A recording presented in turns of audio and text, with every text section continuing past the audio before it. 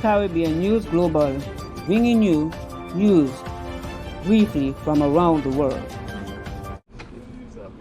Yeah, David, good afternoon. Behind this furniture shop here on Liberty Avenue is a space that was housing dozens of migrants, adult men from West Africa. The owner of the shop fully admits to doing this. He says to help them out because he felt bad for them since they would be kicked out of shelters after 30 days. He says he wasn't charging them rent, just trying to be helpful. He also says it was perfectly safe, but neighbors didn't see it that way.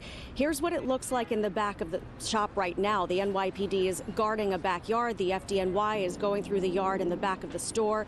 Fire inspectors responded last night to weeks of complaints from at least one neighbor via 311, complaints about crowding, noise, and a lot of e-bikes being stored in that yard area. But what really bothered one particular neighbor the most was that this makeshift shelter involved a structure that fully obscured her window. The furniture shop owner, who was letting the men stay in his commercial space, says last night the men who were staying here did not want to leave, but didn't have much choice.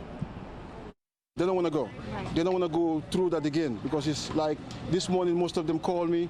They said what they've been through is they have never been through that last night. They've been through hell last night trying to find a place, you know, to stay. Yes, in fact, he had 74 migrants sleeping in shifts, sleeping in bunk beds, sleeping in the basement of this property. He said he felt bad for these migrants, most of them from Africa, who were trying to make a living out here and not being found any shelter here. Now, officials started asking questions and they discovered as many as 80 migrants, but we're being told right now that number is 74. They were sleeping in shifts in the basement of this home. The fire department has issued a full vacate order. Now, of course, you'll recall the city has limited the amount of time that single adult migrants can stay in city-run shelters to 30 days. Migrants can reapply for shelter at a reticketing center in the East Village, but the landlord telling me these migrants were tired of waiting. They were tired of trying to sleep outdoors, and this was the best option he could provide for them. This basement